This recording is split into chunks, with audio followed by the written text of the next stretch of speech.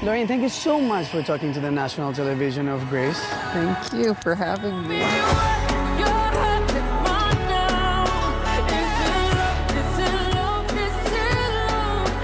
So music always played a role in your life?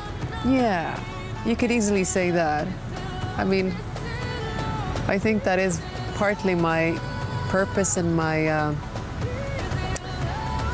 my gift, I guess.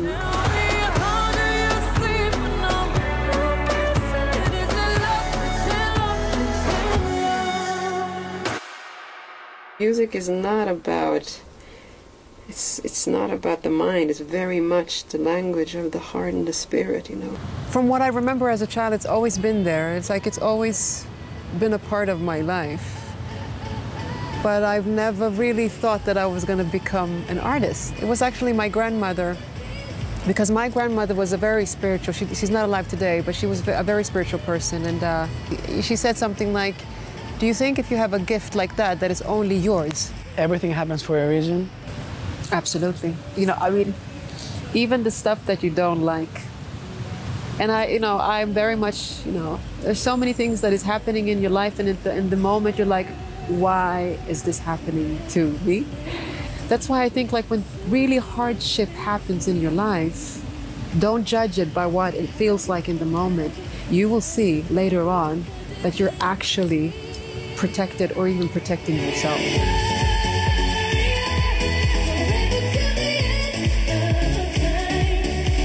You've won Eurovision 2 times. Yeah, no, I don't know what you're talking about. Just kidding. 243 points! We have a winner! Sweden! How did this victory shape your identity as an artist?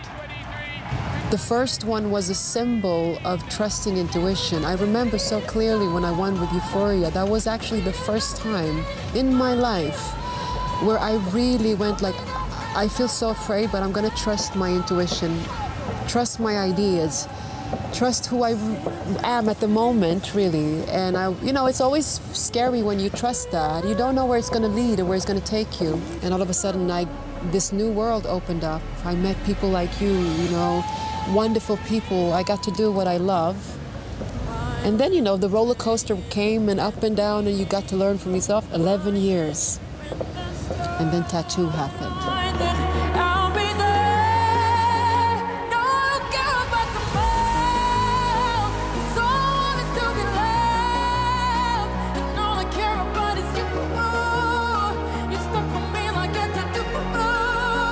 If you look at those 2 performances, it's almost like a yin and yang, where if you look at Euphoria, you see it's very dark, it's very mysterious, it's very moonlight, it's very nighttime, it's very introspective intuition.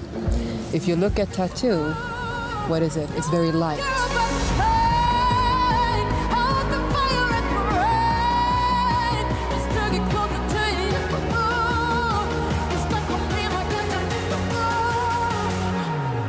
Every 11 years, something happens. So it's going to be very interesting to see what happens in 11 years, okay? Maybe going back to Eurovision, I guess. I knew you were going to say that. Oh, come on, man. Wait, can we talk about this? I mean, it was a risk going for a second time to Eurovision. Like, you felt it like it was a risk? Yeah. But I think everybody can relate to this. Isn't it interesting that it's those moments when you risk it all, the universe goes like, well, here you go. I'll be there. Don't care about the world, 'cause all I want is to be loved, and all I care about is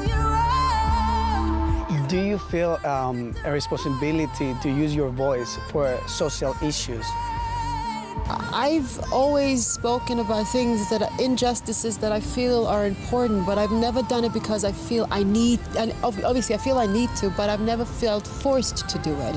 It just comes naturally. Humanity, empathy, and understanding for other people's pain, and it also goes hand in hand with love. Is it love, is it love, is it love? Pain makes us more creative or just more vulnerable? Both. Both? Yeah. I think pain, we don't give pain enough credit. you know? We should give pain a little bit more credit. You said that you cry often, right? I love crying. Come on, man. If I haven't cried for a while, I'll put on a romantic comedy and then I'll be like, this is the truth. But how do you define happiness? If somebody said, what is the happiest moments in my life? It's when I feel completely balanced. I don't feel I need to do something. I feel completely okay at this moment where I'm at. I can enjoy this moment. This is happiness for me. I'll be crushed, beaten down, and I'm frozen to the ground. Do you have insecurities?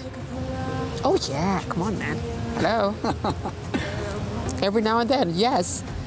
Yes, yes, yes, absolutely. Insecurities and creativity. How is this going to work? Is this going to work? Insecurities in the body. Oh my God.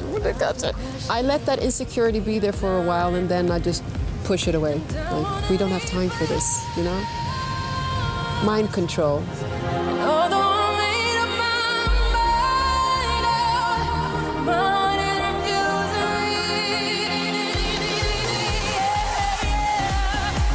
It's not the first time for you being in Athens, right? No. What do you love the most about Greece? You know what I'm going to answer on this one. I know. Can I say? Yeah. Feta. Yes, okay, it's that. I was not going to say that, but yes, it's feta as well. Yeah, I do actually, with some fresh melon. Oh my God. That and me, and I'm happy. There you go, happy. You ask me the question again, happy, feta, and watermelon. I think it's the. I would like to say the people, but I'm saying it because I can see that there's a certain culture within, a very passionate culture. Greek people love your music. What? They do? What? I mean, tattoo is 3 times platinum, and is it love? It's gold. Yeah. And you have a performance now, so what do we have to expect from that? My purpose is to try to create a moment that is worth your time. Because I understand that your time is as valuable as my time. You had a concert this summer with Kylie Minogue in Athens. How was it? It was magical. It was a very interesting moment because the sun was going down, the sky was orange. I've never seen anything like it. You know, I think that the people that when they're standing there are like, why is she looking up in the sky all the time? Like, I was so carried. It was so beautiful. What was the energy between you and Kylie? She's probably gonna say, what? But basically, I sing in a way, hopefully you'll cry and then I'm happy, okay? And then you smile and then you cry. Whereas so I was working on the deep level, the subconscious level, and then I think when Kylie came in, she's working on the high energy level. Like it's both high energy, but you know, you see both are necessary. It's like going to a psychologist and then you go and you meet your friends afterwards, like that.